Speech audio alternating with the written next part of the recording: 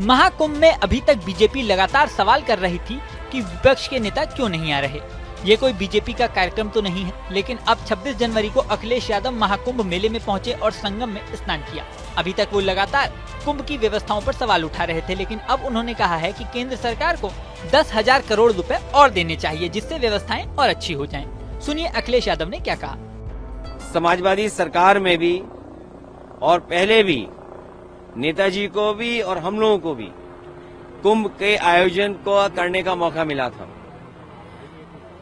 जो उस समय कुंभ हुआ था, कम संसाधन में सरकारें अलग अलग थीं।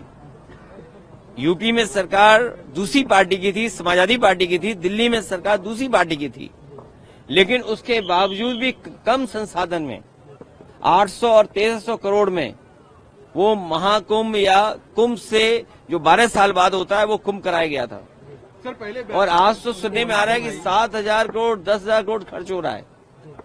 अगर यहाँ लोगों को असुविधा हो रही है चलने के लिए, मैंने खुद अपनी आंखों से देखा है कि बुजुर्ग, जो महिलाएं हैं, जो पुरुष हैं, वो कितनी दूर से चल करके आते हैं। अगर आप कुंभ में इतने 1,000 करोड़ रुपए खर्च कर रहे थे तो कम से कम बुजुर्गों के लिए कोई ऐसी व्यवस्था होती जो बुजुर्गों को ज्यादा पैदल नहीं चलना पड़ता।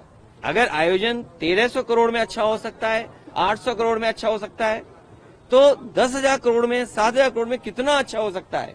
उसमें तो न कोई ट्रैफिक की दिक्कत होती, न कोई पानी की दिक्कत होती, न साधु संतों से बिजली का बिल लिया जाता या उनको असुविधा होती, या जो चीजें महंगी है वो भी सस्ती होती। अरे इतना कुछ हो सकता था 10,000 करोड़ में।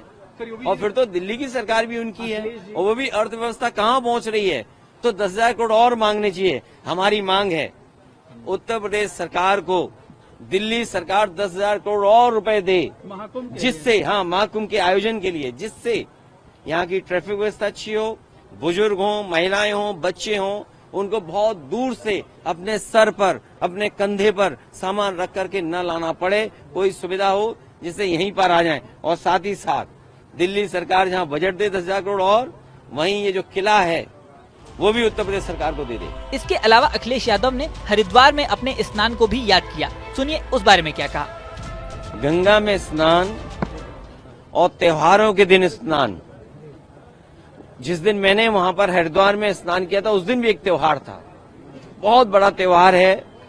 भारत देश के लोग कोने कोने में अलग अलग नाम से इस त्योहार में शामिल होते हैं।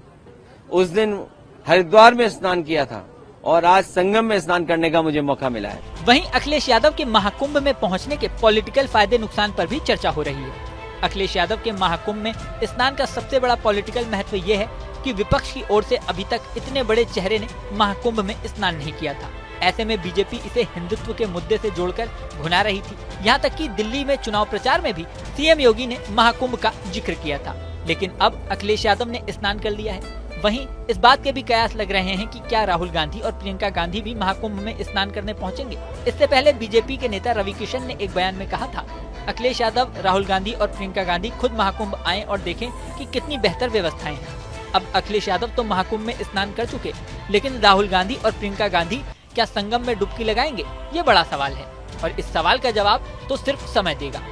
इस वीडियो में फिलहाल इतना ही, लेकिन जाने से पहले सबसे जरूरी बात, हमारे चैनल न्यूज नेशन को आपने सब्सक्राइब नहीं किया है तो सब्सक्राइब कर लें। इसी के साथ स्क्रीन पर दिख रहा बेल आइकन प्रेस कर दें, जिससे हमारे नए नए वीडियोस की नोटिफिकेशन आपको मिलती रहे। मिलते हैं नेक्स्ट वीडियो में, बने रहें न्यूज नेशन के साथ।